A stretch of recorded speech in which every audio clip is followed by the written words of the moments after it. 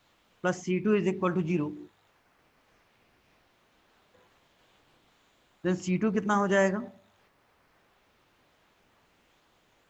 Minus of Ts Q dot generation are square by 4 K. C1 की value ये है और C2 की वैल्यू ये है, दोनों को पुट कर दो यहां पर, तो इक्वेशन क्या आ जाएगी, देखो ये आ जाएगी T plus Q dot generation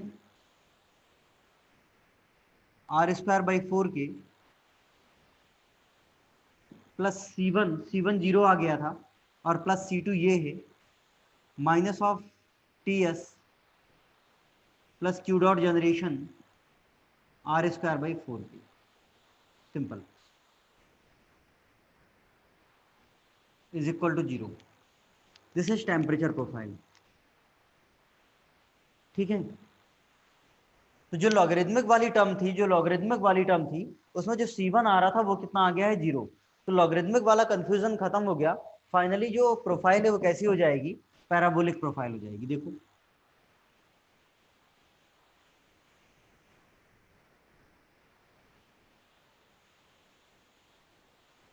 finally profile कैसी हो जाएगी, पैराबोलिक हो जाएगी। और पैराबोलिक प्रोफाइल का मतलब है कि मामला कुछ ऐसा होगा,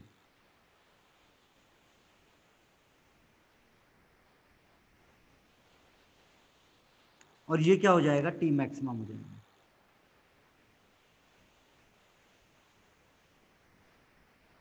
ठीक, अगर मुझसे कोई पूछता है कि भाई मैक्सिमम वैल्यू की मैक्सिमम टेम्परेचर की वैल्यू कितनी होगी, तो देखो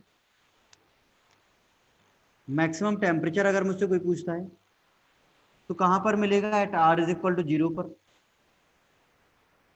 यहां पर R is equal to 0 put करना, T मैक्सिमम प्लस ये R इज इक्वल टू 0 पर, ये 0 minus Ts plus Q dot generation are square by 4 K, ये हो जाएगा is equal to 0। Then value of T maximum is Ts plus Q dot generation are square by 4, ऐसा कुछ होगा।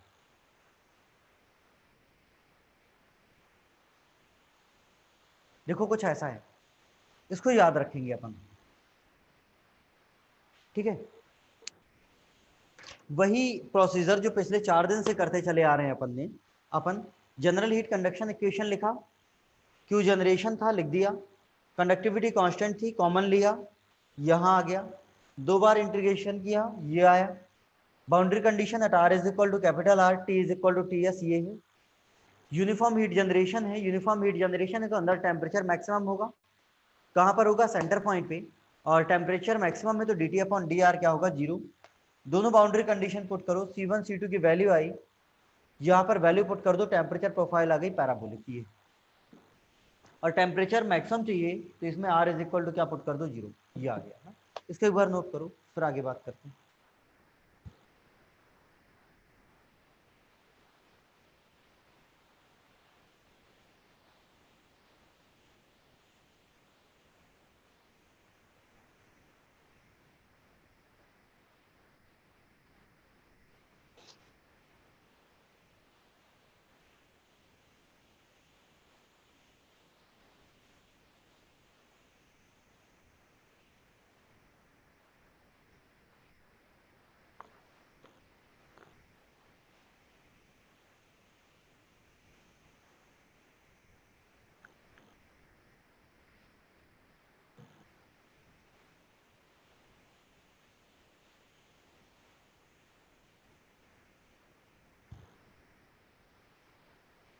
इसको note करो, फिर आगे बात करते हैं।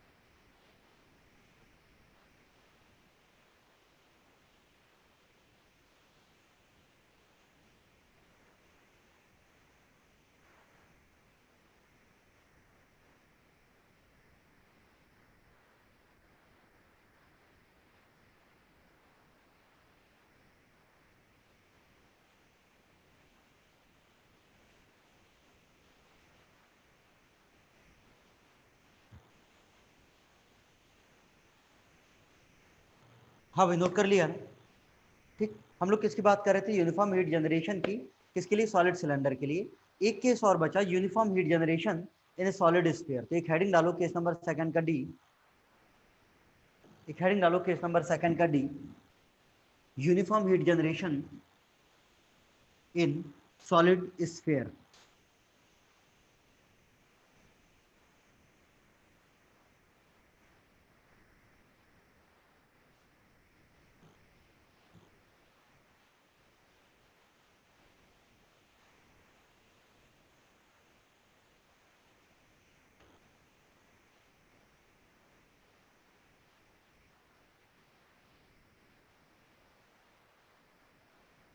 Uniform heat generation in solid sphere.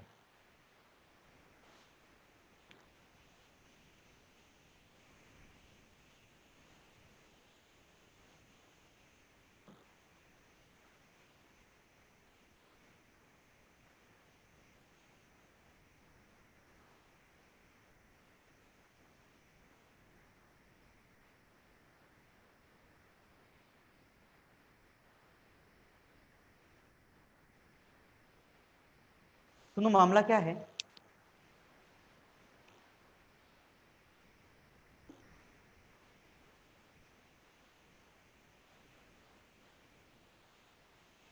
ये कोई स्फीयर है,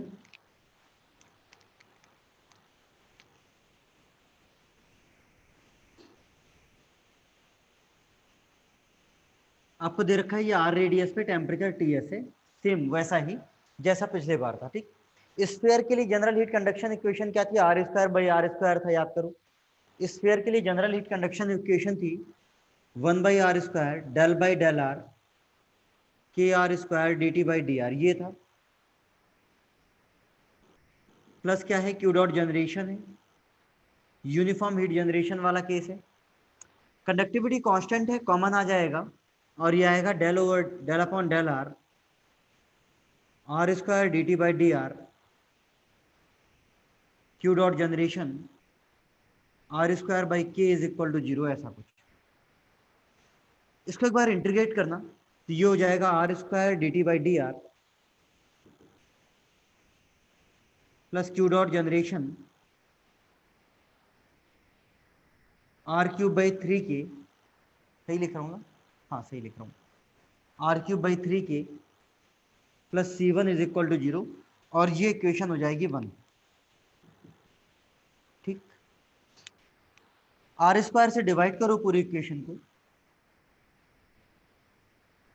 आर स्क्वायर से डिवाइड करोगे तो हो जाएगा D T by D R Q dot generation R by 3 K plus C one R square is equal to 0, ऐसा कुछ।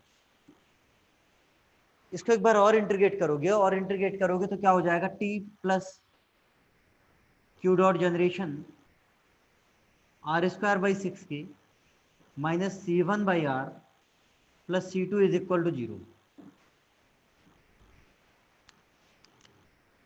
और ये हो जाएगा equation second. Again same confusion कि जो प्रोफाइल है वो पैराबोलिक होगी या रेक्टेंगुलर हाइपरबोला होगी। आर स्क्वायर के अनुसार पैराबोलिक होना चाहिए और -1/r के अनुसार रेक्टेंगुलर हाइपरबोला होना चाहिए। तो अपन क्या करेंगे? C1 और C2 की वैल्यू निकाल लेते हैं। तो C1 और C2 की वैल्यू निकालोगे तो देखो, जो बाउंड्री कंडीशंस हैं,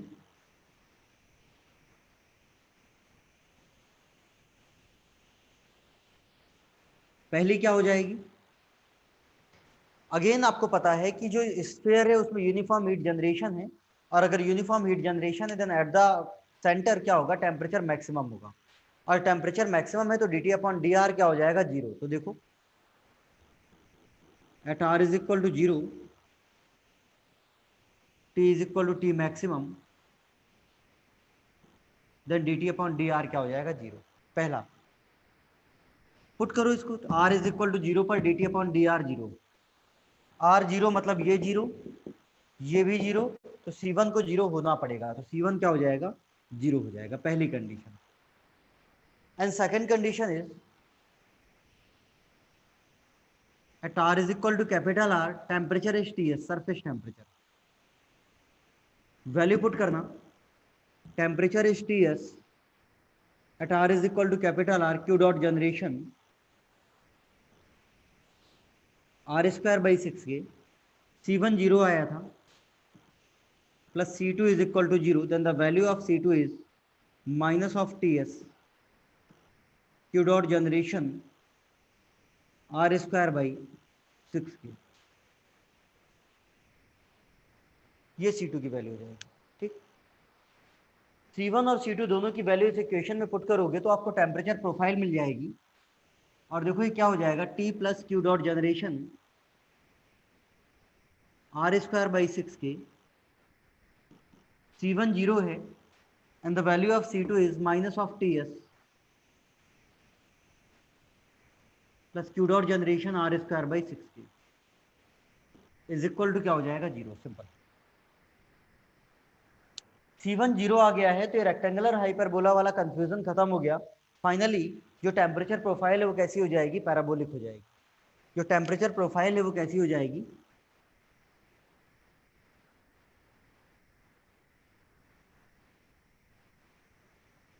पैराबोलिक प्रोफाइल। ठीक। अब आपको पता, अब मुझसे कोई पूछता है कि भाई मैक्सिमम टेम्परेचर क्या है, तो मैक्सिमम टेम्परेचर आपको पता है कहां पर मिलेगा, सेंटर पॉइंट पे। यूनिफॉर्म हीट जनरेशन है, सेंटर पॉइंट पे मैक्सिमम टेम्परेचर होगा। मतलब अगर मुझसे कोई पूछता है कि वैल्यू ऑफ मैक्सिमम टेम्परेचर क्या होगा, then the value of maximum temperature will be at R is equal to 0। Put कर दो R is equal to 0, T maximum plus 0 minus TS plus Q dot generation R square by 6K is equal to 0, then the value of T maximum is equal to TS plus Q dot generation R square by 6। Simple.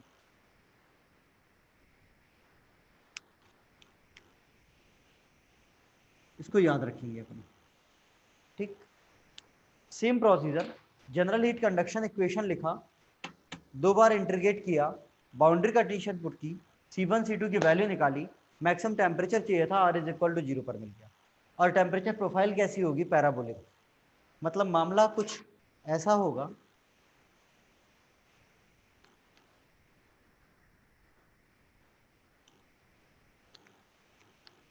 ये हो जाएगा आपका T maximum.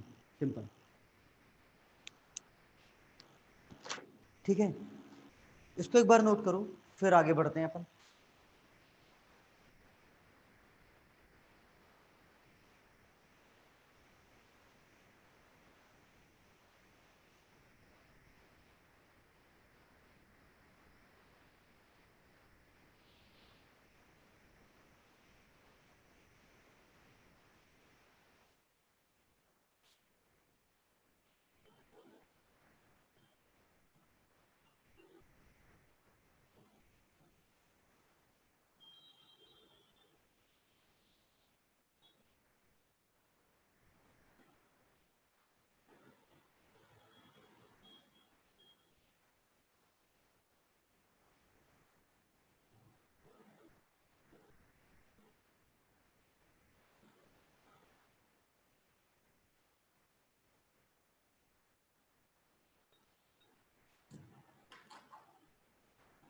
हाँ भाई, note कर पाए क्या?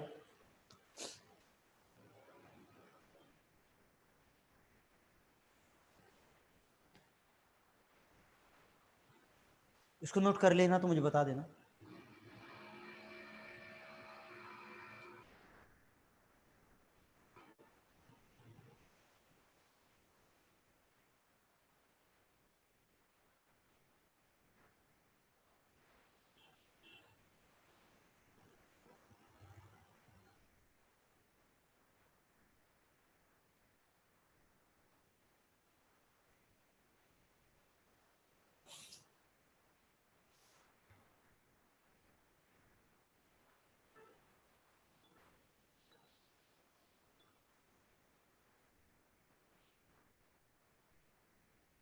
इसको नोट कर लेना तो मुझे बता देना।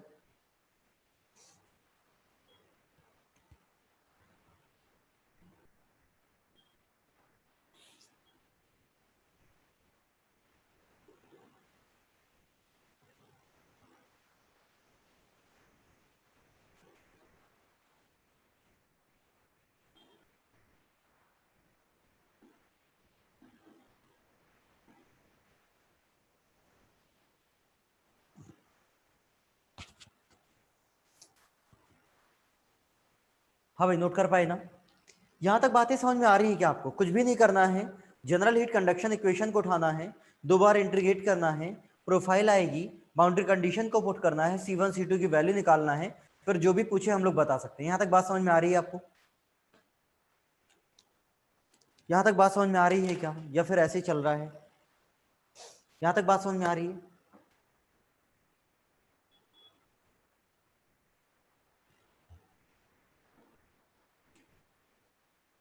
ठीक है, सब एक ही चल रहा है, एक जैसा चल रहा है, कुछ भी नहीं है। मैंने आपको शुरुआत में बताया था कि पूरी एचएमटी में जो डिफिकल्ट है थोड़ी सा, वो जनरल हीट कंडक्शन इक्वेशन की डेरिवेशन है। मैंने आपसे केवल ये बात बोली थी कि आप 2 दिन धैर्य रखो, जनरल हीट कंडक्शन इक्वेशन एक बार हम लोग डेराइव कर ले, कार्टेशियन के लिए मतलब प्लेन स्लैब के लिए, सिलेंडर के लिए और स्फीयर के लिए, उसके बाद कुछ भी नहीं है। उन्हीं जनरल हीट कंडक्शन इक्वेशन को उठा करके इंटीग्रेट करते हैं और प्रोफाइल निकालते जाते हैं, उसके अलावा कुछ भी नहीं। पूरा कंडक्शन इसी पे चलता है।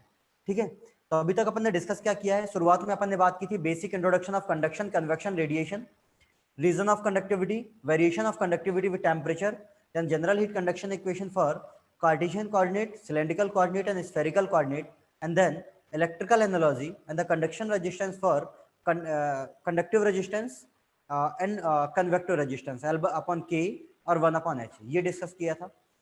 फिर अपन ने डिस्कस किया heat transfer for different cases. Case number 1, without heat generation, plane slab, cylinder और स्फीयर।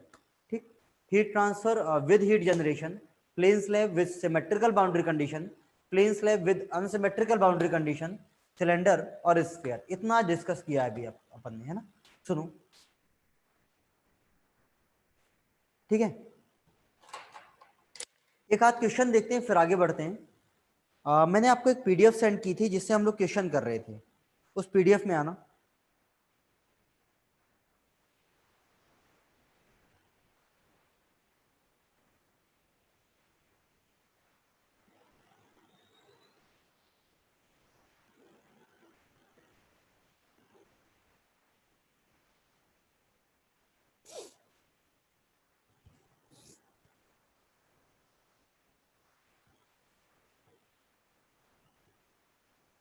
मैंने आपको एक पीडीएफ सेंड की थी जिसमें कुछ क्वेश्चन सॉल्व कर रहे थे हम लोग, उस पीडीएफ में आना। आ गए क्या? मैंने आपको एक पीडीएफ सेंड की थी जिससे हम लोग क्वेश्चन सॉल्व कर रहे थे, उस पीडीएफ में आओ। उस पीडीएफ को देखो एक बार।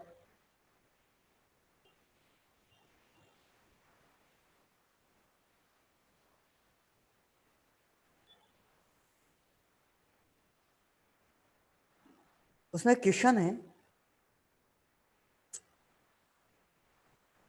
क्वेश्चन नंबर 10 और 11। क्वेश्चन नंबर 10 और 11 बहुत प्यारा क्वेश्चन था, देखो एक बार।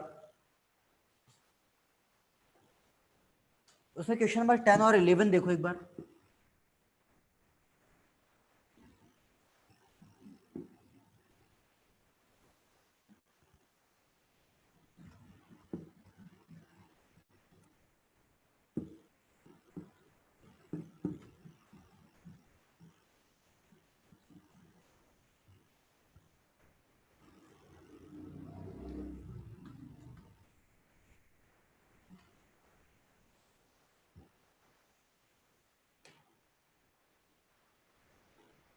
क्वेश्चन नंबर 10 और 11 देखो।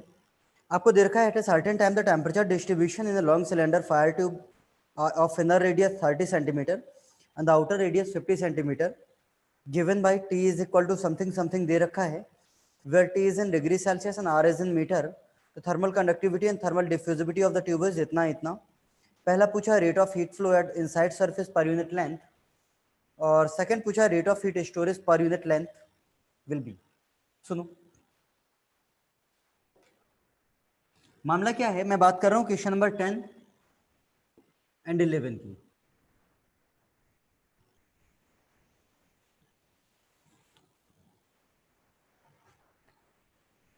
Eight a certain time temperature distribution in cylinder, एक सिलेंडर दे रखा है,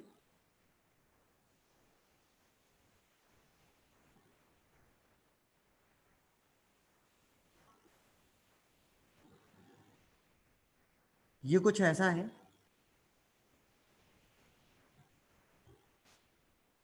इसकी जो इनर रेडियस है वो कितनी दे रखी है? 30 centimetre.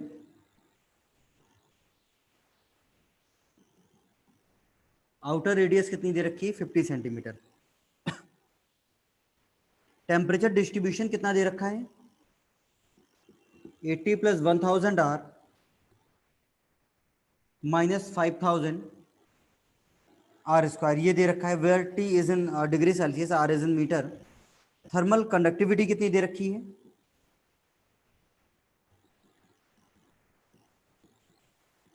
58 watt per metre degree Celsius. And diffusibility alpha कितना दे रखा है 0.04 मीटर स्क्वायर पर आवर, ये दे रखा है। आपसे पूछा क्या हुआ है, आपसे पूछा हुआ है कि rate of heat flow inside surface और एक पूछा है रेट ऑफ हीट स्टोरेज। सुनो, दोनों सिंपल से क्वेश्चन है। पहला पूछा है, मतलब जो 10th है वो पूछा है rate of heat flow at inside surface, मतलब at R1 is equal to 30 centimetre पे पूछा हुआ है कि हीट फ्लो कितना होगा। आपको पता है कि भाई अगर टेम्परेचर प्रोफाइल दे रखा है तो सोचने वाली कुछ बात ही नहीं है। फूरियर्स लॉ लगा दो, और फूरियर्स लॉ क्या होता है, heat transfer rate is equal to -k dt/dr। तो देखो, heat transfer rate is equal to -k dt/dr। तो dt/dr निकाल लो पहले। dt/dr निकालोगे तो देखो क्या हो जाएगा, या फिर वैल्यू पुट कर दो। -k कितना है, ये है -58। एरिया इनर सरफेस में बोला है, इनर सरफेस का एरिया कितना हो जाएगा 2πr1 × l। 2πr1 कितना 0.3, l कितना पर यूनिट लेंथ बोला है। और dt/dr इसका डिफरेंशिएट करो 1000 माइनस 10,000 r, ये हो जाएगा कहां पर, at r is equal to 0.3। Value put करो 58 × 2π × 0.3 × 1, ये हो जाएगा r इज इक्वल टू 0.3, तो ये हो जाएगा 3000। 1000 माइनस 3000, ये बचेगा -2000। मुझे इसकी वैल्यू बताओ कि यूनिट वैल्यू कितनी आएगी इसकी।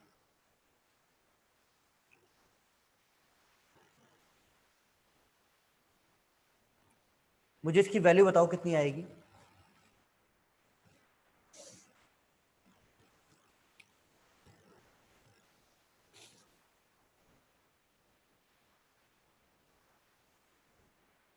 टू 2.18 × 10⁵ आ रहा है ना, 2.185 × 10⁵ वाट पर मीटर आ जाएगा। ठीक, ठीक है। एरिया कौन सा लिया, एरिया पेरिफेरल एरिया लिया। क्यों, क्योंकि ये रेडियल डायरेक्शन में फ्लो दे रखा था, रेडियल डायरेक्शन में। ये फ्लो इस डायरेक्शन में नहीं दे रखा था कि परपेंडिकुलर एरिया क्रॉस सेक्शनल हो जाएगा, ये रेडियल डायरेक्शन में फ्लो है। ये है आपका Q.1। परपेंडिकुलर एरिया ये वाला होगा, पेरिफेरल एरिया ये वाला परपेंडिकुलर होगा, कितना 2πr × l। फ्लो ऐसा नहीं है हीट का कि परपेंडिकुलर एरिया क्रॉस सेक्शनल हो जाएगा ना, रेडियल फ्लो। ये था इनर रेडियस पे फ्लो। इसके बाद क्या पूछा है, इसके बाद पूछा है rate of heat storage.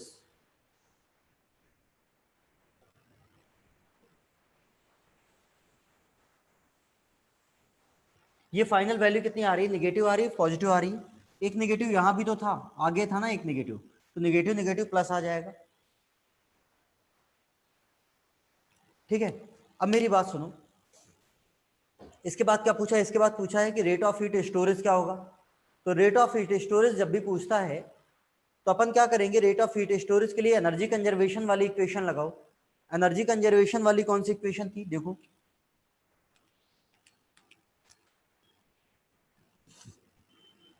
Q dot in minus Q dot out plus Q dot generation minus Q dot storage is equal to 0, ये था। और अगर ये है तो जनरेशन क्या हो जाएगा, 0 हो जाएगा, जनरेशन की कोई बात नहीं की है। ठीक, तो जो Q स्टोरेज है उसकी वैल्यू कितनी होगी,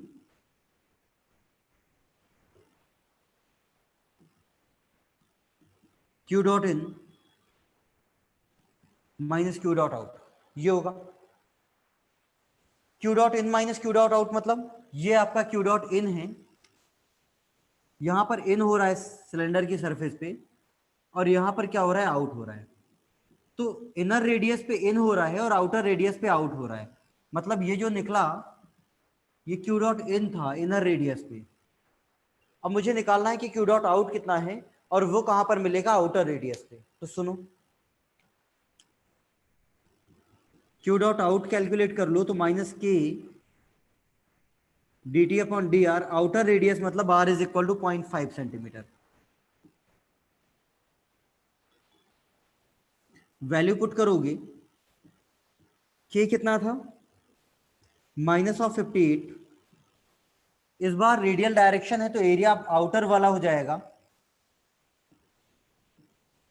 2 पाई आर इंटू एल, लेंथ कितनी है 1, और D T upon D R की वैल्यू ये लिखी है, आर इज इक्वल टू 0.5 पे पुट करना है, तो 0.5 यहां पर पुट करो, क्या हो जाएगा 1000 माइनस 5000।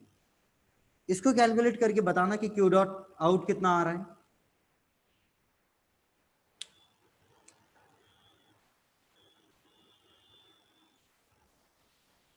इसको कैलकुलेट करके बताना कि क्यू डॉट आउट कितना आ रहा है।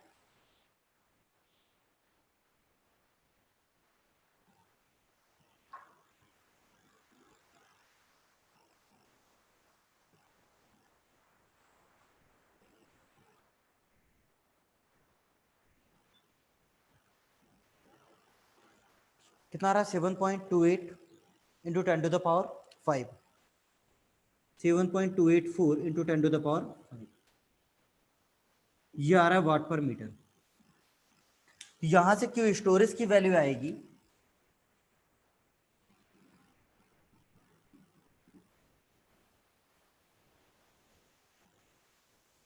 यहां से क्यों स्टोरेज की वैल्यू कितनी आएगी, क्यू इन ये है 2.185 इंटू 10⁵ माइनस ये कितना है 7.284 इंटू 10⁵।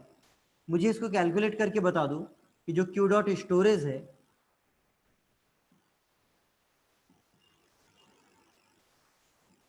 इसके बाद यहां लिख रहा हूं कितना आएगा, 2.185 माइनस 7.284 कितना आएगा,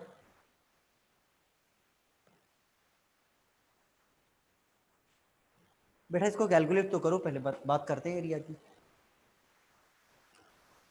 इसको कैलकुलेट करना कितना आएगा,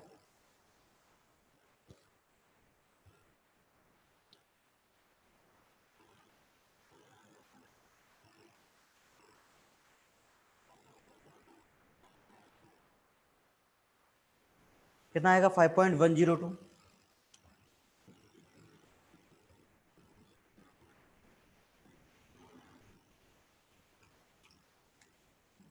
ये हो जाएगा स्टोरेज, ठीक। एरिया कैसे लिया, रेडियल का मतलब समझते हो, रेडियल का मतलब ये होता है क्या, रेडियल का मतलब ये होता है क्या, मुझे बता दो, रेडियल का मतलब ये होता है क्या, नहीं होता यार, ये रेडियल का मतलब नहीं होता, ये तो एक्सियल होता है। ये तो कॉमन सेंस वाली बात है कि रेडियल का मतलब ये नहीं होता। रेडियल का मतलब क्या होता है, रेडियल का मतलब होता है कि इस पाइप में अंदर हीट फ्लो, अंदर हीट थी और वो रेडियली ऐसे निकल रही है, रेडियली ऐसे निकल रही है हर जगह से, ये वाला एरिया होगा पेरिफेरल एरिया, परपेंडिकुलर होगा। भाई रेडियली एंटर हो रही है हर जगह से, रेडियली एंटर हो रही है हर जगह से, या फिर रेडियली निकल रही है हर जगह से, ऐसा, तो ये वाला पेरिफेरल एरिया होगा। पेरिफेरल एरिया कितना होता है 2 पाई आर इंटू एल, सिंपल है ना। ये बिल्कुल भी ऐसा हीट नहीं होगी, हीट ऐसे जा रही है, हीट ऐसे जा रही है, हीट ऐसे जा रही है, ऐसे जा रही है, तो चारों तरफ हीट रेडियली निकल रही है, ये पेरिफेरल एरिया होगा। कितना 2 पाई आर इंटू एल, ये लिखा है ना। इसको नोट करो, फिर आगे बात करते हैं।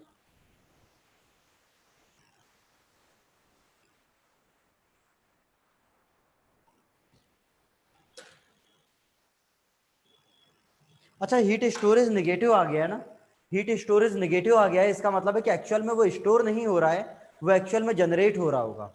हीट स्टोरेज नेगेटिव आ गया, इसका मतलब है कि एक्चुअल में वो स्टोर नहीं हो रहा है, जनरेट हो रहा है ना।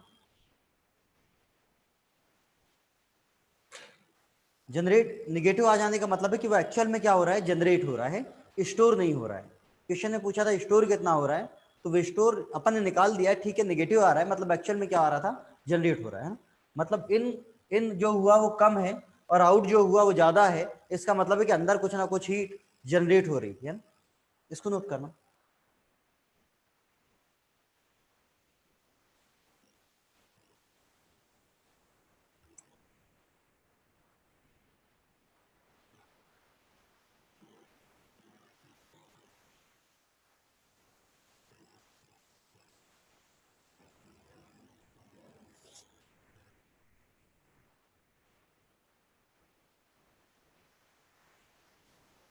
इसको नोट करो, नोट कर लेना तो मुझे बता देना।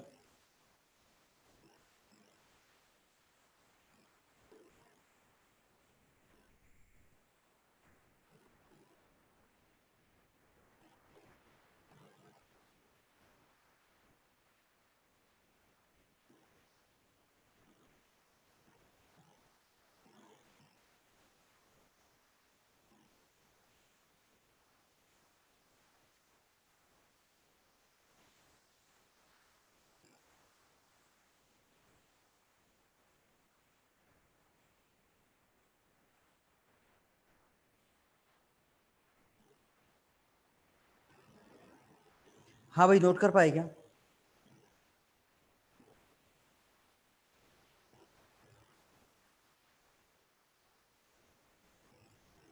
नोट कर पाए क्या? इस पीडीएफ में सभी क्वेश्चंस के आंसर नहीं दिए हैं, तो क्या करें? ऑलमोस्ट सारे क्वेश्चन मैं सॉल्व करा ही देता हूँ क्लास में, तो निश्चिंत रहो, है ना? ठीक है, सुनो, एक क्वेश्चन नोट करो, ये भी अच्छा क्वेश्चन था, लिखना। एक क्वेश्चन और नोट करना, एक क्वेश्चन और लिखना, नोट करना, the rate of heat generation. एक क्वेश्चन और लिखना, the rate of heat generation in A solid rod, the rate of heat generation in a solid rod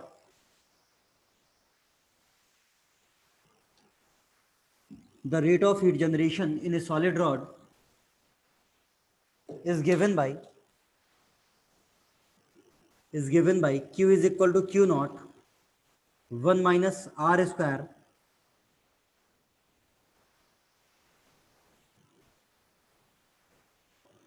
q is equal to q naught 1 minus r square by r square, where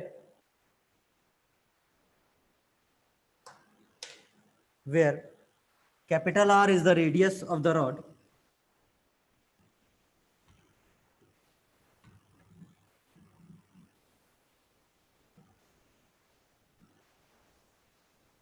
where capital R is the radius of the rod and q naught is constant, where capital R is the radius of the rod and q naught is constant. आगे लिखना, what will be the temperature, what will be the temperature of the rod at the center, what will be the temperature of the rod at the center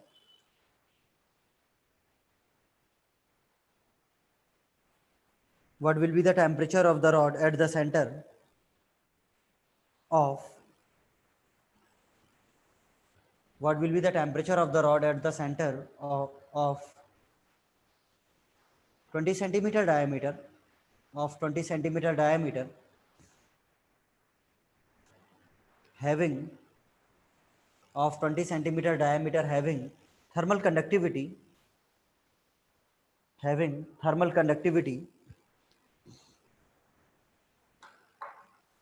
40 watt per meter Kelvin, having thermal conductivity 40 watt per meter Kelvin,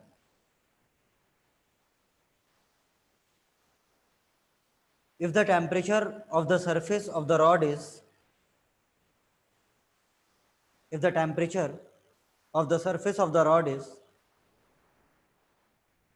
if the temperature of the surface of rod is 75 degrees Celsius, if the temperature of surface of rod is 75 degrees Celsius and constant Q naught and constant Q naught is 5.23 into 10 to the power 6 watt per meter cube, and constant Q naught 5.23 into 10 to the power 6 watt per meter cube.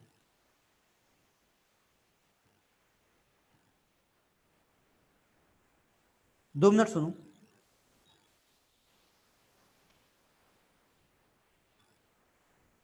आपको दे रखा है rate of heat generation in solid rod is given by इतना इतना, where capital R is the radius of the rod and Q naught is the constant, what will be the temperature at the centre of the rod. आपको find out क्या करना है, आपको find out करना है temperature at are is equal to 0। What will be temperature at the centre of the rod of 20 centimetre diameter, diameter कितना है 20 centimetre है। आगे दे रखा है thermal conductivity is 40 watt per metre kelvin, and the next is temperature of the surface is 75 degree Celsius, TS is 75 degree Celsius और Q not they रखा है। 2 मिनट सुनो।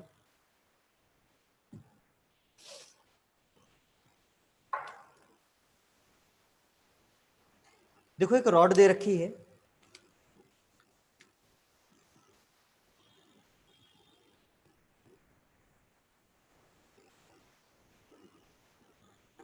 कुछ ऐसा है और डायमीटर कितना है 20 सेंटीमीटर है,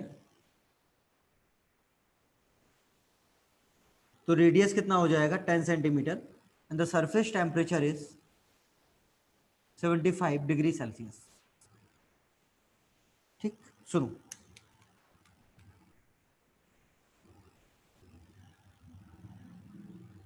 यहां पर क्या है, हीट जनरेशन वाला केस है, ये तो क्लियर है, हीट जनरेशन वाला केस है, ये तो क्लियर है। और सिलेंडर वाला केस है, और सिलेंडर के लिए जनरल हीट कंडक्शन इक्वेशन क्या होती है 1/r del upon del are k R D T by D r, और प्लस क्या हो जाएगा क्यू जनरेशन। तो जनरल हीट कंडक्शन इक्वेशन लिखो, सारे क्वेश्चन वहीं से सॉल्व होते हैं, 1/r del by del are k R D T by D R, Q dot generation is equal to 0। ये जनरल हीट कंडक्शन इक्वेशन है किसके लिए, सिलेंडर के लिए। वैल्यू पुट करो कि क्यू जनरेशन की वैल्यू कितनी है, 1/r del by del are k R D T by D R plus q generation is q naught 1/r square by are square is equal to 0, ऐसा कुछ कुछ। ठीक, conductivity constant है, common ले लो, तो ये हो जाएगा del by del R D T upon D R Q naught by K, इस आर से मल्टीप्लाई होगा यहाँ पर, तो R minus are cube by are square is equal to 0। कुछ भी नहीं किया मैंने, जनरल हीट कंडक्शन इक्वेशन लिखा और क्यू जनरेशन की जो वैल्यू दे रखी थी उसको पुट कर दिया।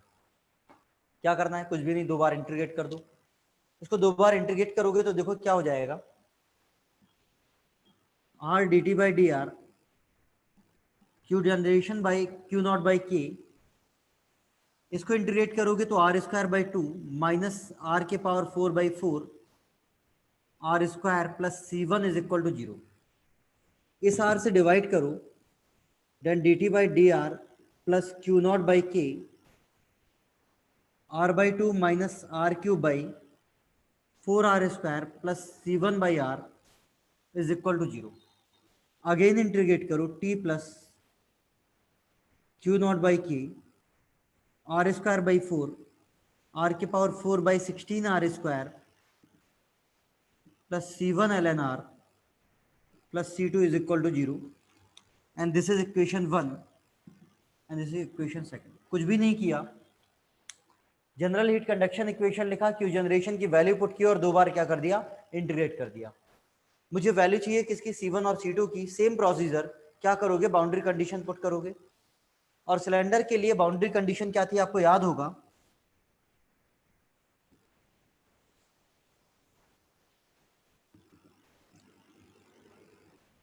पहली बाउंड्री कंडीशन थी कि at r is equal to 0 centre point पे टेम्परेचर मैक्सिमम था, और अगर टेम्परेचर मैक्सिमम है तो D T upon D r कितना था, 0। At are is equal to zero d T upon D r कितना होगा, जीरो होगा।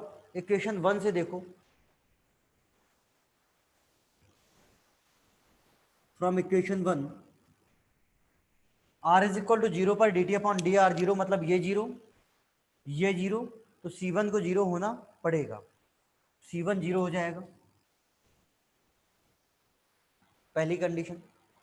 और दूसरा दे रखा है कि surface temperature is 75 degree Celsius, then R is equal to 10 centimetre या फिर 0.1 metre, temperature is 75 degree Celsius. ये हो जाएगा at are is equal to 0.1 metre, temperature is 75 degree Celsius. इसको पुट करो इक्वेशन नंबर सेकंड में, ये हो जाएगा 75 plus Q naught, Q naught की वैल्यू ये लिखी है 5.23 इंटू 10 टू द पावर कितना 6 अपॉन कंडक्टिविटी के कितनी है 40 इंटू आर की वैल्यू कितनी 0.1 की पावर 4 माइनस 0.1 स्क्वायर होगा, सॉरी 0.1 अपॉन 0.1, तो 0.1 स्क्वायर बाई 16 माइनस है, प्लस C1 हो चुका है 0 plus C2 is equal to 0। मुझे वैल्यू बताओ कि C2 की वैल्यू कितनी आएगी। यहां से सॉल्व करना और मुझे C2 की वैल्यू बताओ कि कितनी आएगी।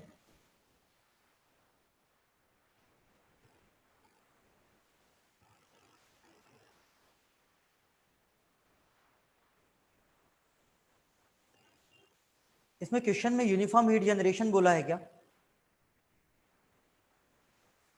क्वेश्चन में यूनिफॉर्म हीट जनरेशन बोला है क्या?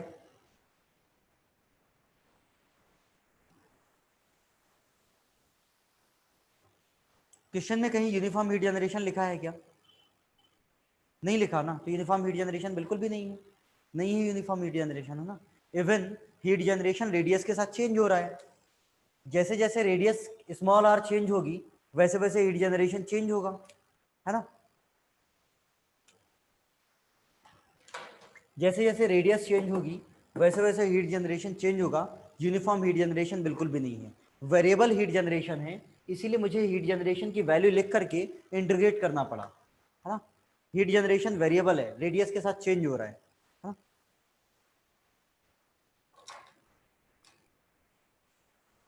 Are is equal to zero पर टेम्परेचर मैक्सिमम इसलिए होगा क्योंकि जैसे जैसे रेडियस बढ़ाओगे, जैसे जैसे रेडियस बढ़ेगा वैसे वैसे हीट जनरेशन बढ़ेगा या कम होगा? जैसे जैसे रेडियस बढ़ेगा वैसे वैसे हीट जनरेशन बढ़ेगा या कम होगा? जैसे जैसे रेडियस बढ़ेगा, स्मॉल आर बढ़ेगा, तो हीट जनरेशन क्या होगा? कम होगा, हीट जनरेशन कम होगा। तो मैक्सिमम हीट जनरेशन कहां पर हो रहा होगा? जैसे जैसे रेडियस बढ़ेगा वैसे वैसे हीट जनरेशन क्या होगा? कम होगा। तो मैक्सिमम हीट जनरेशन कहां पर हो रहा होगा? सेंटर पॉइंट पे हो रहा होगा, R is equal to zero पर हो रहा होगा। और अगर R is equal to zero पर मैक्सिमम हीट जनरेशन था तो R is equal to zero पर ही क्या होगा? टेम्परेचर मैक्सिमम होगा। ये बात समझ में आ रही है क्या? अगर R is equal to zero पर ही टेम्परेचर मैक्सिमम हीट जनरेशन था तो R is equal to zero पे ही टेम्परेचर क्या होगा? मैक्सिमम होगा। ये बात समझ में आई? क्लियर? सुनो, C2 की वैल्यू कितनी आई थी? C2 की वैल्यू आई थी -320.15।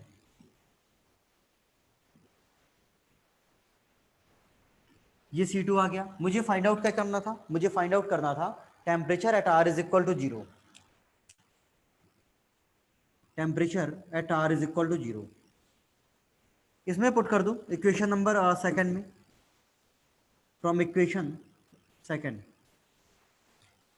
Temperature at are is equal to zero, time T maximum होगा, T maximum r is equal to zero, मतलब ये जीरो और ये C1 तो जीरो हो ही गया था, than zero plus zero plus C2 is equal to 0, then the value of T maximum is equal to minus of C2, then T maximum is 320.15 degree Celsius. Simple. यहाँ put कर दो यार, R is equal to zero पर ये zero पूरा, C1 तो zero हो ही गया था, T की वैल्यू कितनी हो जाएगी? माइनस ऑफ C2, 320 आ जाएगा। क्या किया? कुछ भी नहीं। यूनिफॉर्म हीट जनरेशन नहीं दे रखा था, वेरिएबल हीट जनरेशन दे रखा था। तो क्या समस्या, कोई भी समस्या नहीं है। क्यू जनरेशन की वैल्यू पुट कर दो जो वेरिएबल था, और 2 बार इंटीग्रेट कर दो, 2 बार इंटीग्रेट करके बाउंड्री कंडीशन पुट कर दो। यूनिफॉर्म हीट जनरेशन दे रखा होता तो ये रेडियस का फंक्शन नहीं होता, नहीं होता तो इंटीग्रेशन इसका नहीं होता, और अगर ये रेडियस का फंक्शन है तो इसका भी इंटीग्रेशन हो जाएगा, कोई समस्या नहीं है ना। इसको नोट करो, फिर आगे बढ़ते हैं।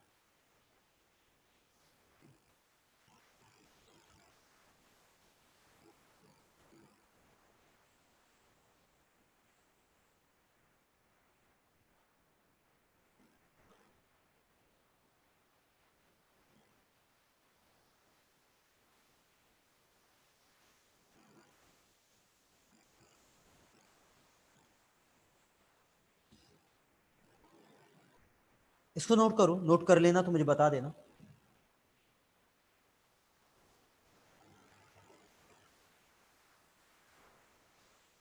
ये क्वेश्चन समझ में आया आपको? सिलेंडर की जगह स्फीयर हो सकता था तो स्फीयर वाला केस पुट कर देते हैं ना। कुछ भी होगा, केवल वैल्यू पुट करके इंटीग्रेट ही तो करना है, कर सकते हैं ना।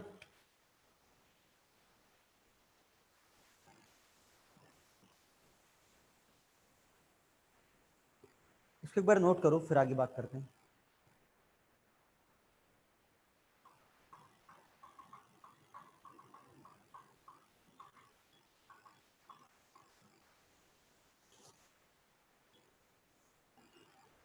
नोट कर लिया क्या? एक क्वेश्चन और नोट करना, फिर आगे बात करते हैं।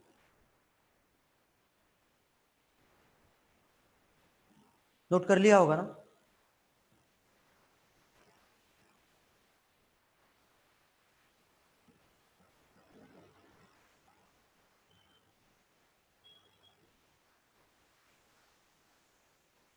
नोट कर लिया ना? सुनो, एक क्वेश्चन लिखना।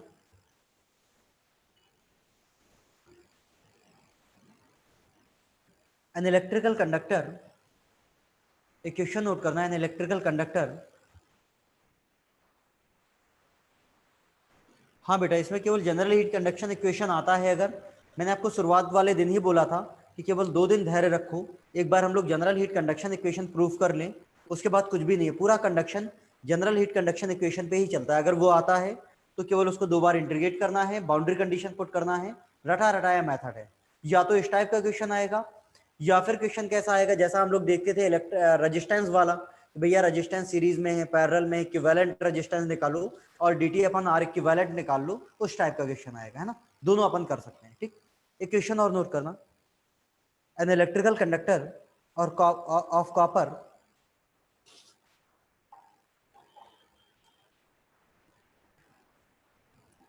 an electrical conductor of copper with a diameter of 1 mm,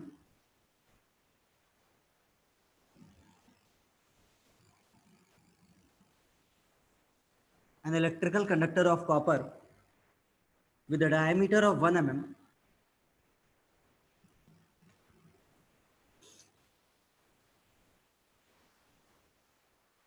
with a diameter is of 1 mm is covered with a plastic insulation, is covered with plastic insulation,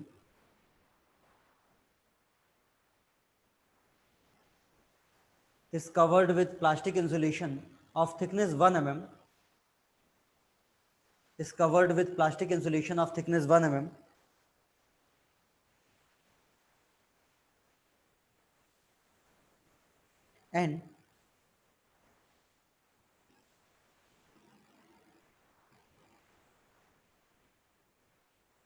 and the temperature of the surrounding is 20 degrees Celsius, and the temperature of surrounding is 20 degrees Celsius, temperature of surrounding is 20 degrees Celsius,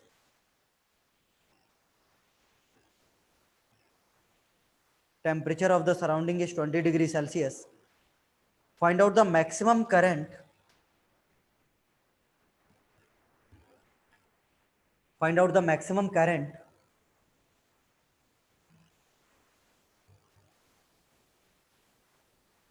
find out the maximum current carried by the conductor,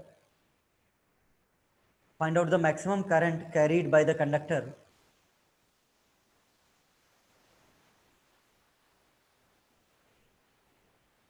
Find out the maximum current carried by the conductor so that no part of the plastic. Find out the maximum current carried by the conductor so that no part of the plastic is above 80 degrees Celsius. So that no part of the plastic is above 80 degrees Celsius. Given conductivity of copper is given 400 watt per meter Kelvin. H is 8 watt per meter square Kelvin. K of plastic is 0.5 watt per meter Kelvin, and given specific resistance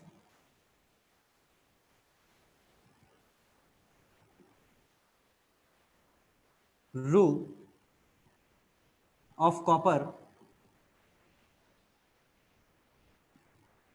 rho क्या है 3 × 10⁻⁸ ओम metre. ये आपको दे रखा है, एक बार question पढ़ो फिर आगे बढ़ते हैं।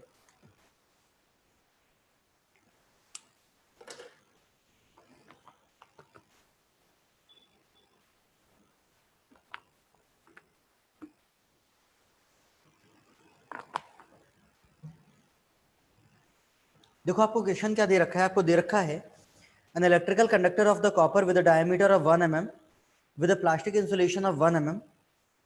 The temperature of the surrounding is 20 degrees Celsius. Find out the minimum current carried by the conductor so that no part of the plastic is above 80 degrees Celsius. सुनो, ये कोई कॉपर का कंडक्टर है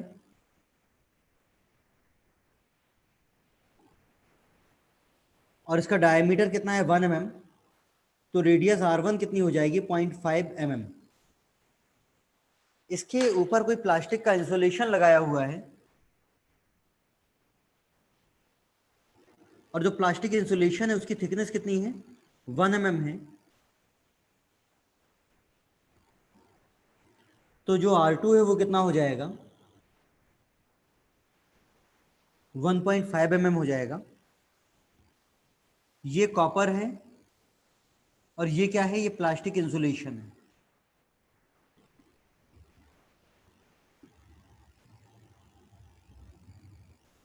यहां पर कुछ कुछ करंट फ्लो हो रहा है आई। उससे पूछा what will be the minimum, what should be the minimum amount of current, minimum current such that no part of the plastic should be above 80 degree Celsius. उससे पूछा है कि जो प्लास्टिक है उसका कोई भी पार्ट 80 डिग्री सेल्सियस से ज्यादा ना हो, और जो टेम्परेचर ऑफ सराउंडिंग है वो कितना दे रखा है, temperature of surrounding is 20 degree Celsius. सुनना, temperature of surrounding is 20 degree Celsius. मुझे बस इतना बता दो कि अगर इस प्लास्टिक में, अगर देखो होगा क्या कि जो इलेक्ट्रिकल वायर है, होगा क्या, ये जो इलेक्ट्रिकल वायर है, जो कॉपर कंडक्टर है, इससे करंट फ्लो हो रहा है, और अगर करंट फ्लो हो रहा है तो उसमें कुछ हीट जनरेट होगी, और जो हीट जनरेट होगी वो सराउंडिंग में फ्लो होगी, और उस हीट को रोकने के लिए क्या लगाया हुआ है हम लोगों ने, एक प्लास्टिक का इंसुलेशन। सिंपल सी बात है, मामला कुछ ऐसा है कि ये कॉपर कंडक्टर है, इसमें करंट फ्लो हो रहा है, हीट जनरेट हो रही है, उस हीट को रोकने के लिए चारों तरफ क्या किया है, इंसुलेशन किया है प्लास्टिक का। And the temperature of the plastic insulation should not be 80 degree Celsius. पहले तो मुझे ये बात समझ में आनी चाहिए कि जो प्लास्टिक इंसुलेशन है उसका मैक्सिमम टेम्परेचर कहां पर होगा। उसका मैक्सिमम टेम्परेचर वहां पर होगा जहां पर वो कॉपर कंडक्टर की कांटेक्ट में होगा। मतलब ये पूरा प्लास्टिक इंसुलेशन है तो इसका टी मैक्सिमम यहां पर होगा, and this T maximum should be less than equal to 80 degree Celsius, ये बोला गया है। ठीक, मुझे बता दो कि यहां पर टोटल नंबर ऑफ रेजिस्टेंस कितने होंगे, यहां पर टोटल नंबर ऑफ रेजिस्टेंस कितने होंगे।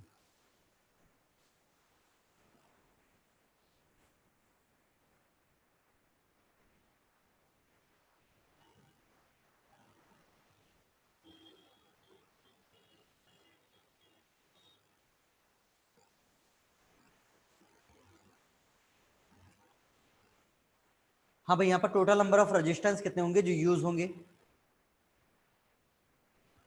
टोटल नंबर ऑफ रेजिस्टेंस कितने होंगे? 2। हमको किसके किसके बीच में देखना है? मुझे इस 80 डिग्री सेल्सियस और इस 20 डिग्री सेल्सियस के बीच में रेजिस्टेंस देखना है। तो रेजिस्टेंस डायग्राम ड्रॉ करोगे तो यहां से 80 डिग्री सेल्सियस, ये कौन है? प्लास्टिक इंसुलेशन, और ये कौन है? सराउंडिंग। 80 डिग्री सेल्सियस और 20 डिग्री सेल्सियस के बीच में 2 रेजिस्टेंस है, प्लास्टिक इंसुलेशन और क्या? सराउंडिंग। और हीट कितनी ट्रांसफर होगी? जितनी जनरेट होगी करंट फ्लो की वजह से, और कितनी जनरेट होगी? I square into are. तो मतलब ये टेम्परेचर है 80 डिग्री सेल्सियस,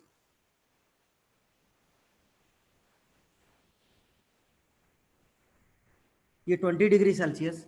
कोई मुझसे कहेगा कि कॉपर का रेजिस्टेंस आएगा कि नहीं आएगा? तो कॉपर में कुछ रेजिस्टेंस होगा, ये बात सही है, मैं उसको मना नहीं कर रहा हूँ, लेकिन इस 80 डिग्री सेल्सियस और इस 20 डिग्री सेल्सियस के बीच में कॉपर नहीं आता, प्लास्टिक इंसुलेशन और सराउंडिंग आता है, तो 2 ही रेजिस्टेंस होंगे। ठीक, तो आप देखो ये रेजिस्टेंस किसका है? प्लास्टिक का। और ये रेजिस्टेंस किसका है? सराउंडिंग का। प्लास्टिक का रेजिस्टेंस कौन सा होगा? Conduction, and the conduction resistance for the cylinder is ln r2 by r1 upon 2 pi k into l, है ना? तो सुनो,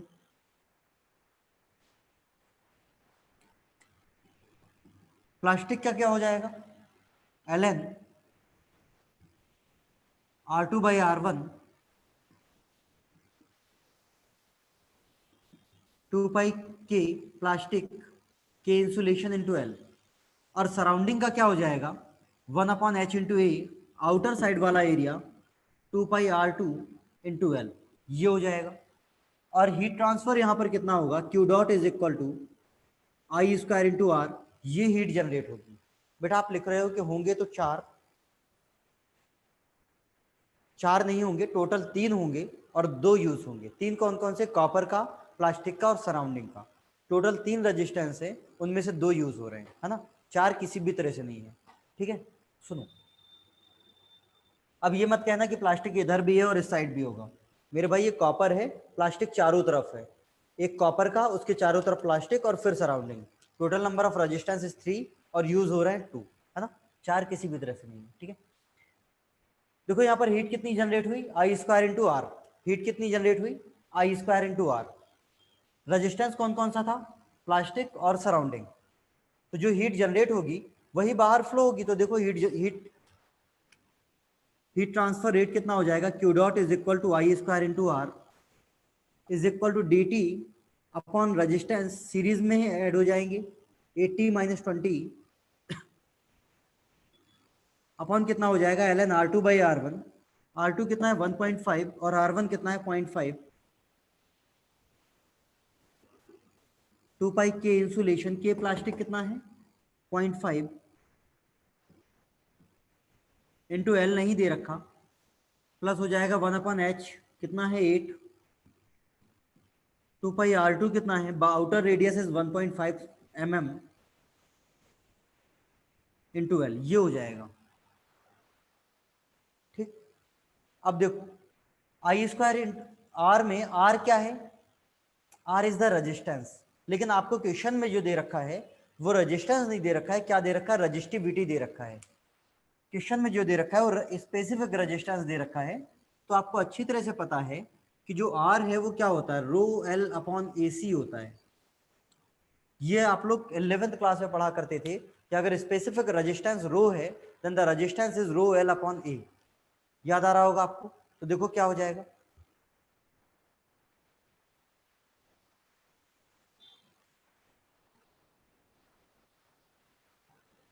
सुनो, यहां पर जो रेजिस्टेंस है वो क्या होता है? रो एल अपॉन ए होता है। रो क्या है? रो इज द स्पेसिफिक रेजिस्टेंस और आर क्या है? Electrical resistance. ठीक, तो रो एल अपॉन ए हो जाएगा। तो देखो आई स्क्वायर इंटू आर, ये हो जाएगा रो एल अपॉन ए। रो की वैल्यू कितनी है? ये लिखी है 3 into 10 to the power minus 8 l upon a. A कौन सा होता है? Cross sectional area. क्या हो जाएगा? कॉपर के लिए है रेजिस्टेंस, तो inner inner radius is 0.5 mm, pi r square 0.5 square into 10⁻⁻6 is equal to हो जाएगा 80 माइनस 20 60 हो जाएगा अपॉन एल एन, इसको डिवाइड करोगे 3 हो जाएगा 2 पाई 0.5 इंटू एल प्लस हो जाएगा 1/2 pi into 8 1.5 into 10⁻³ into L. तो आप देखो एल से एल कैंसिल हो जाएगा। मुझे यहां से कैलकुलेट करके बता दो कि आई की वैल्यू कितनी आएगी।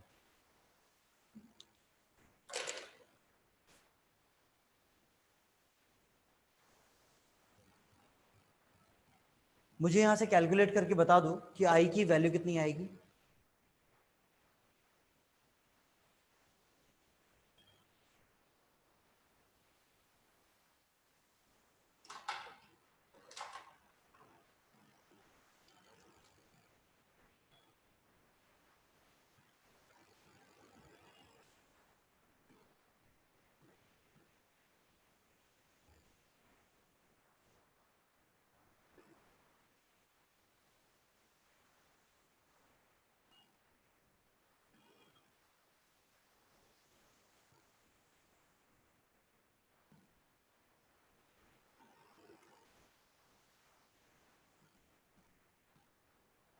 मुझे यहां से कैलकुलेट करके बताना आई की वैल्यू कितनी आएगी।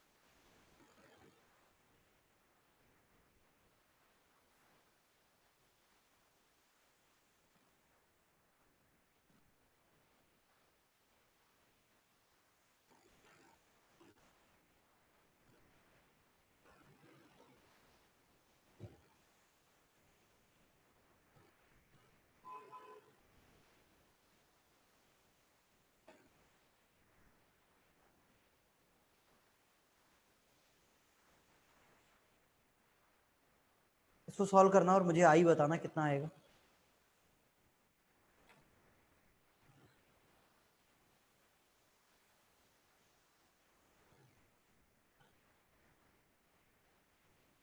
ट्वेंटी पॉइंट सेवन नाइन इतना नहीं आएगा यार, कुछ और आएगा। देखो 10 पॉइंट समथिंग आएगा क्या। आई की वैल्यू निकालना यहां से कितना आएगा।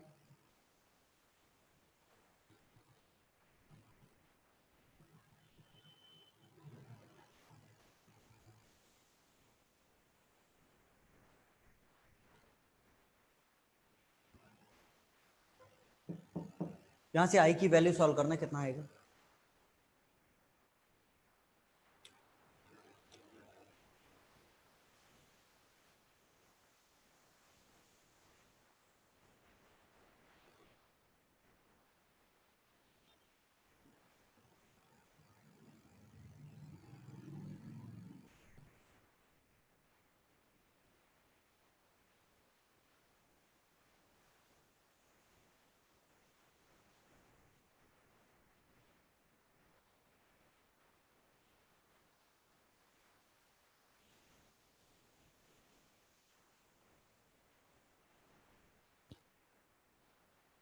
सॉल्व कर लेना इसको।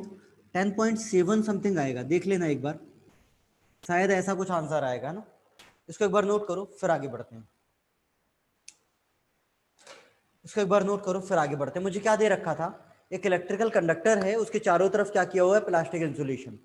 उसने बोला है कि इंसुलेशन का मैक्सिमम टेम्परेचर कितना है, 80 डिग्री सेल्सियस, और 80 और 20 के बीच में दो रेजिस्टेंस है, प्लास्टिक का और सराउंडिंग का। ठीक, अंदर हीट कितनी जनरेट होगी, आई स्क्वायर इंटू आर, और वही रेडियली फ्लो होगी। तो आई स्क्वायर इंटू आर यहाँ पर जनरेट हुई और यहाँ पर फ्लो होगी, तो I square into are is equal to होगा d T upon resistance, simple है ना। इसको एक बार नोट करो, नोट हो जाए तो मुझे बता देना।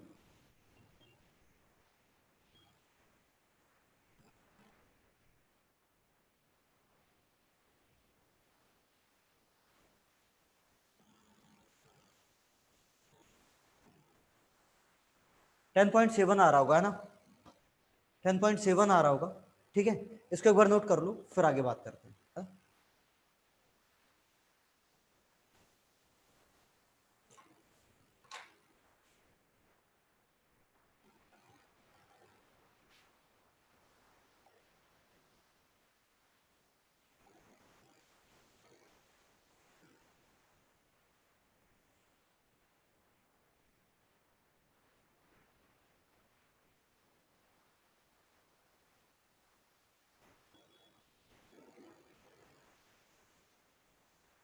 इसको नोट करो, फिर आगे बात करते हैं।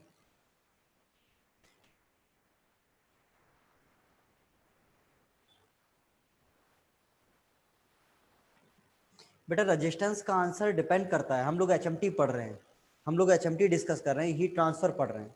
अगर मैं आपसे पूछ रहा हूँ रेजिस्टेंस कितने हैं, तो हम लोग बात कर रहे हैं थर्मल रेजिस्टेंस की, ना कि इलेक्ट्रिकल रेजिस्टेंस की, है ना?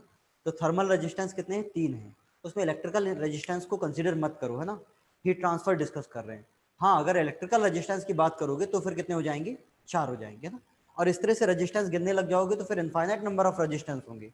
सरफेस का भी कुछ रेजिस्टेंस होगा, स्ट्रेस वाले भी कुछ रेजिस्टेंस होंगे, सॉम में भी कुछ रेजिस्टेंस लगते हैं, वो वाले भी फिर गिन लो, है ना? ऐसे तो बहुत सारे रेजिस्टेंस हो जाएंगे, है ना? समझ गए? हीट ट्रांसफर डिस्कस कर रहे हैं ना, तो हीट ट्रांसफर में अपन थर्मल रेजिस्टेंस की बात करेंगे, अन्यथा तो बहुत सारे रेजिस्टेंस होंगे ना। फिर तो विस्कोसिटी भी इस काइंड ऑफ रेजिस्टेंस है, ड्रैग फोर्स भी यहाँ लग रहा होगा, वो भी रेजिस्टेंस है ना?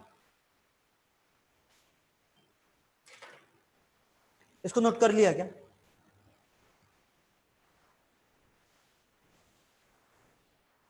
थर्मल वाले 3 हैं बेटा, थर्मल वाले 3 हैं।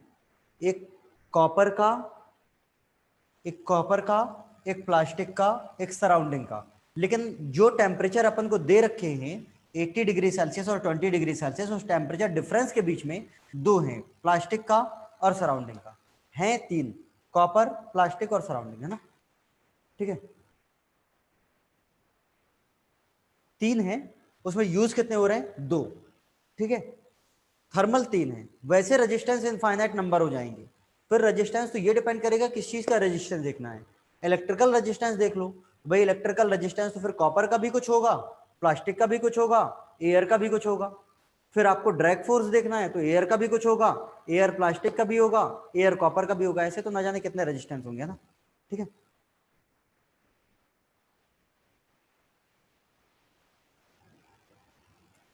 इसको नोट करो, फिर आगे बात करते हैं। कॉपर वायर है बेटा, कॉपर सिलेंडर नहीं है, कॉपर वायर है, सॉलिड होगा, है ना? कॉपर वायर है, चलो सॉलिड होगा। ठीक है, कॉपर वायर है जिसमें करंट फ्लो हो रहा है और उसके चारों तरफ इंसुलेशन किया हुआ है। आपके घर में जो वायर होता है ना, उसकी बात चल रही है, वो सॉलिड होता है। ठीक है,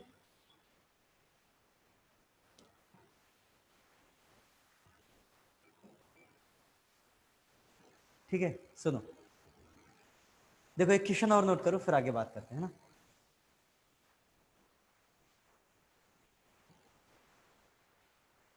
सुनो सुनो सुनो सुनो, मेरी बात सुनो।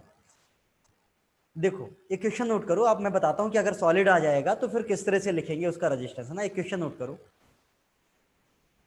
सुनो, एक क्वेश्चन नोट करो, लिखना, an electrical transmission line, an electrical transmission line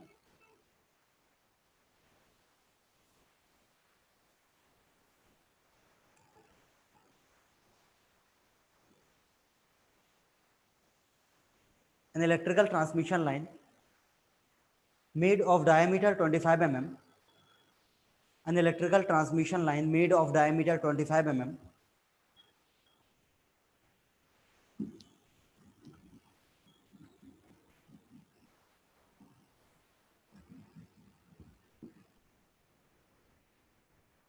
an electrical transmission line made of diameter 25 mm of copper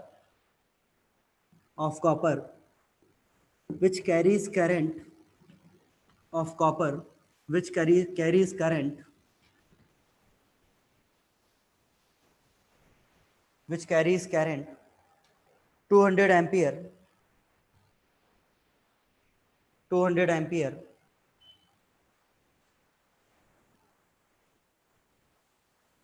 200 ampere and has a resistance rho, has a resistance rho 4 into 10 to the power minus 4 ohm centimeter, 4 into 0.4 into 10 to the power minus 4 ohm centimeter. If the surface temperature is 200 degrees Celsius, if the surface temperature is 200 degrees Celsius, if the surface temperature is 200 degrees Celsius and ambient temperature is 10 degrees Celsius,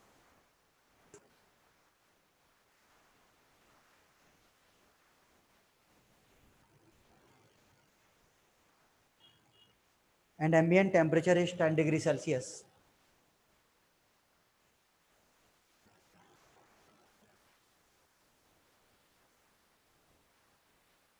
determine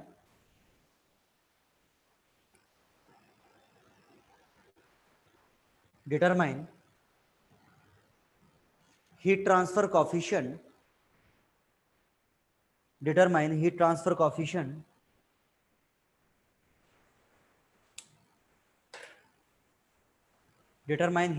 coefficient between the wire and ambient air. Determine the heat transfer coefficient between the wire and ambient air. ठीक, सुनो question क्या दे रखा है। Question आपको दे रखा है इस बार एक सॉलिड वायर है, an electrical transmission line made of diameter 25 mm। मामला कुछ ऐसा है,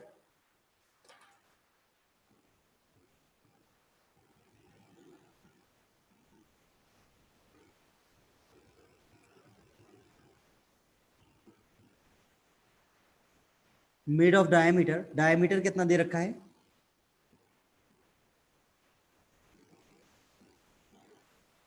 25 mm है, किसका है कॉपर का,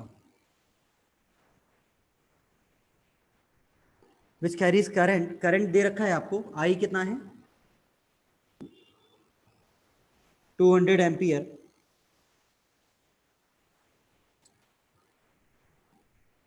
रेजिस्टिविटी ये है, if the surface temperature is 200 degree Celsius, TS दे रखा है 200 degree Celsius and ambient temperature T infinity is 10 degree Celsius.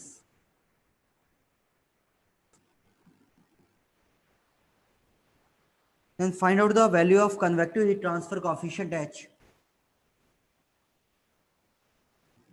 ठीक, अब होगा क्या यहाँ पर, होगा ये कि इस बार आगे फिर से जो कॉपर वायर है ना, जो कॉपर वायर है, कॉपर वायर है, इसमें कुछ कुछ करंट फ्लो रहे, करंट फ्लो हो रहा है, करंट फ्लो हो रहा है तो कुछ हीट जनरेट होगी, और जो हीट जनरेट होगी वो सराउंडिंग में क्या होगी, फ्लो होगी। जो भी हीट जनरेट होगी वो सराउंडिंग में क्या होगी, फ्लो होगी, कुछ ऐसा।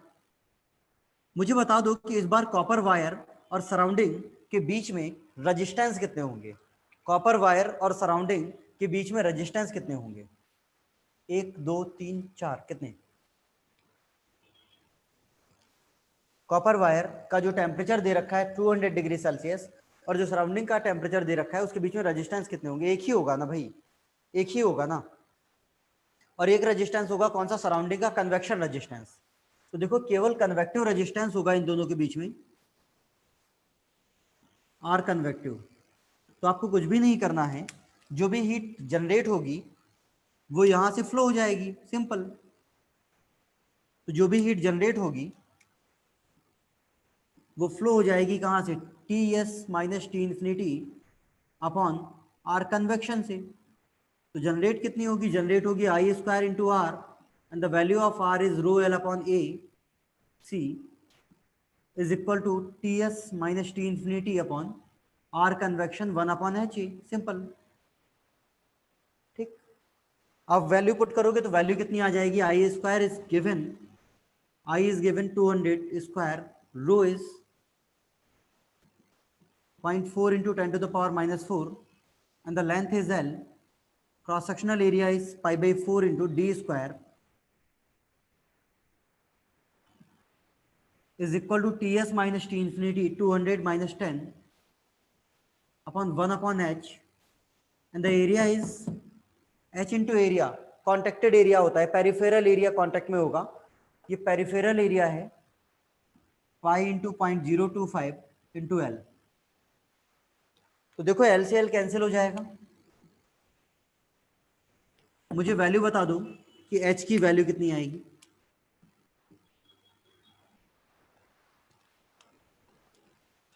समझे? तो जब भी सॉलिड वाला केस आएगा ना, जैसे सॉलिड वायर है, ऐसा कोई केस आएगा ना, तो सॉलिड वायर के रेजिस्टेंस की आवश्यकता ही नहीं होगी। आपको हमेशा सरफेस रेजिस्टेंस दे रखा होगा ना, तो सरफेस रेजिस्टेंस और इसके बीच में कितने, सॉरी सरफेस टेम्परेचर दे रखा होगा, तो सरफेस टेम्परेचर और इसके बीच में कितने रेजिस्टेंस हो जाएंगे, एक, है ना। इसको सॉल्व करना है, एच कितना आएगा।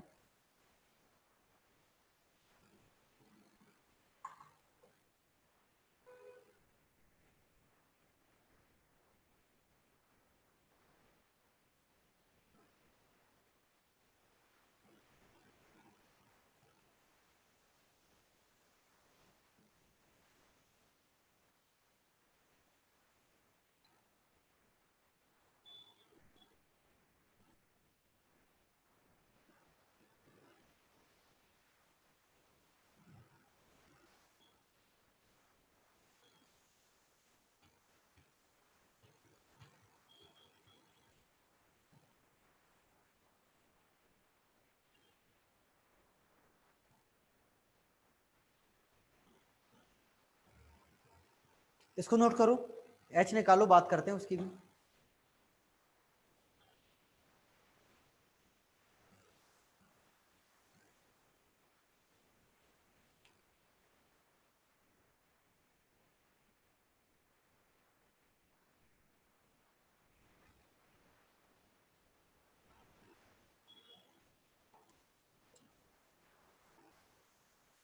ये बताओ मुझे एच कितना आएगा यहाँ से।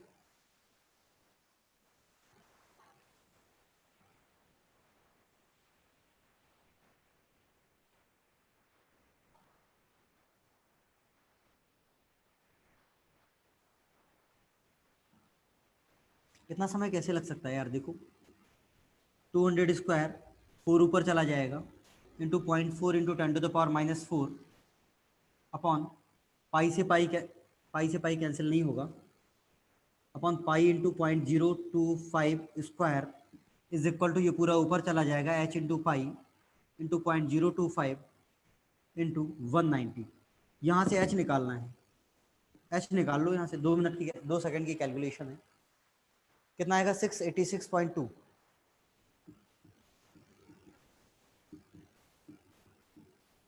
वाट पर मीटर स्क्वायर केल्विन, ऐसा कुछ। ठीक, कुछ भी नहीं था। सरफेस टेम्परेचर दे रखा है, सराउंडिंग टेम्परेचर दे रखा है, हीट जनरेट होगी आई स्क्वायर इंटू आर, तो बाहर फ्लो होगी, हीट जनरेशन हो जाएगा D T upon are convection, simple, है ना। इसको एक बार नोट करो, नोट कर लेना तो मुझे बता देना।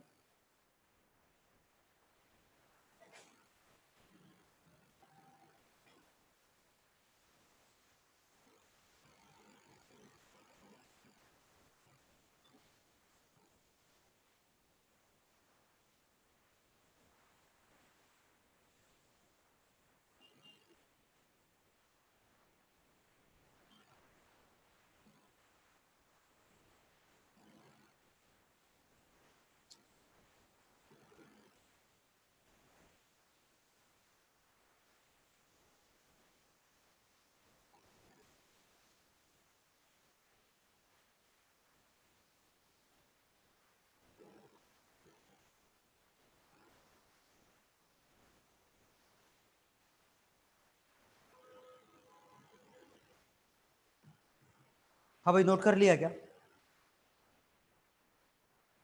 अच्छा, रजिस्टिविटी की यूनिट सेंटीमीटर थी क्या?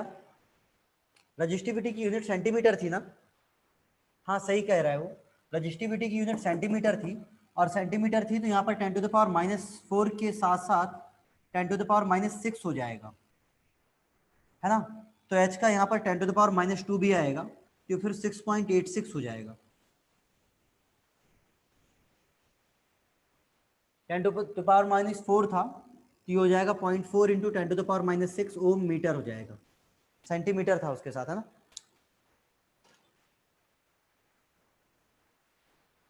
सही कह रहे हो, है ना। इसको एक बार नोट कर लो, फिर आगे बात करते हैं। नोट कर लिया क्या?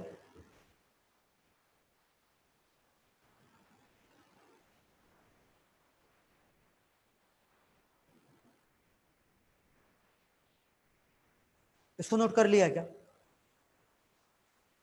सुनो, अगर सॉलिड सिलेंडर का केस है जो आप लोग पूछ रहे हो,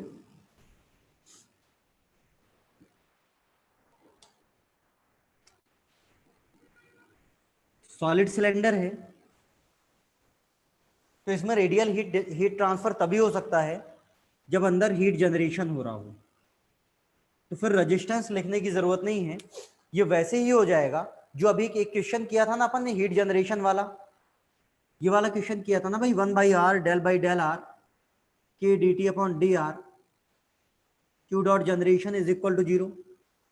भाई अगर सॉलिड सिलेंडर है और आप कह रहे हो कि कंटिन्यूसली हीट निकल रही है बाहर, इसका मतलब है कि हीट जनरेट हो रही होगी, और हीट जनरेट हो रही है तो इस वाले एक्सप्रेशन से हो जाएगा।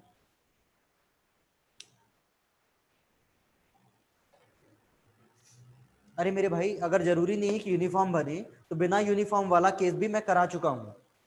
याद करो, Q generation is equal to Q naught 1 - r² by are square, ये वाला केस भी मैं करा चुका हूं जब हीट जनरेशन यूनिफॉर्म नहीं था, है ना?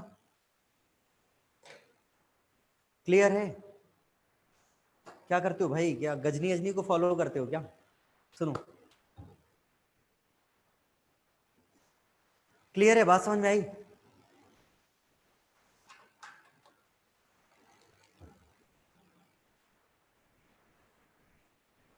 देखो, अभी तक जितना भी हम लोगों ने पढ़ा है ना, विद हीट जनरेशन और without heat generation, plus electrical analogy और रेजिस्टेंस, इनमें जितने टाइप के क्वेश्चन बन सकते थे मैंने आपको करा दिया। मैंने कोई भी क्वेश्चन रिपीट नहीं किया। इलेक्ट्रिकल वाला कर लिया अपन ने, हीट जनरेशन वाला कर लिया अपन ने, सिलेंडर वाला क्वेश्चन कर लिया अपन ने, रेजिस्टेंस वाले क्वेश्चन कर लिए अपन ने, लगभग सारे कर लिए, है ना? हीट जनरेशन में maximum temperature, location of maximum temperature भी कर लिया, पैरेलल वाला केस भी कर लिया, सब देख लिया अपन ने। आगे दो केस और बचे हैं, जब एरिया वेरिएबल होगा और दूसरा जब कंडक्टिविटी वेरिएबल होगा ना, तो उसकी बात करते हैं अपन, है ना?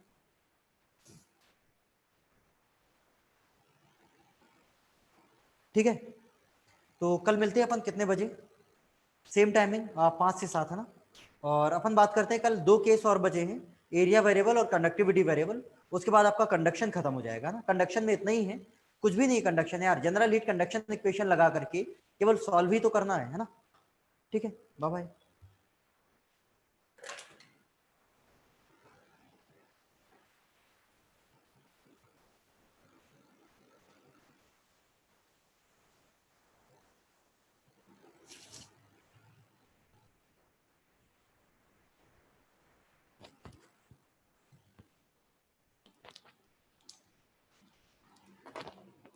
चाय मिल गई भाई, पी ली थी मैंने, है ना?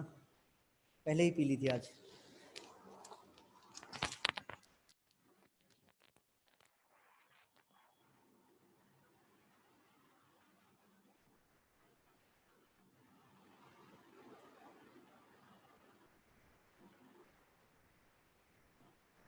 क्वेश्चन बेटा टेलीग्राम वाले ग्रुप में पड़े हुए हैं, क्वेश्चन टेलीग्राम वाले ग्रुप में पड़े हुए मोहित, एक बार देख लो, है ना? आप टेलीग्राम वाले ग्रुप में जाओगे तो आपको सारे क्वेश्चन मिल जाएंगे, ठीक है?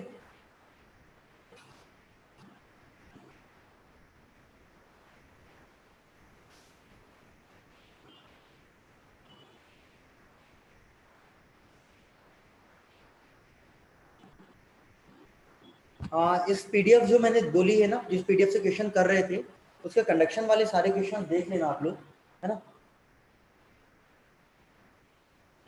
ठीक है, बाय बाय।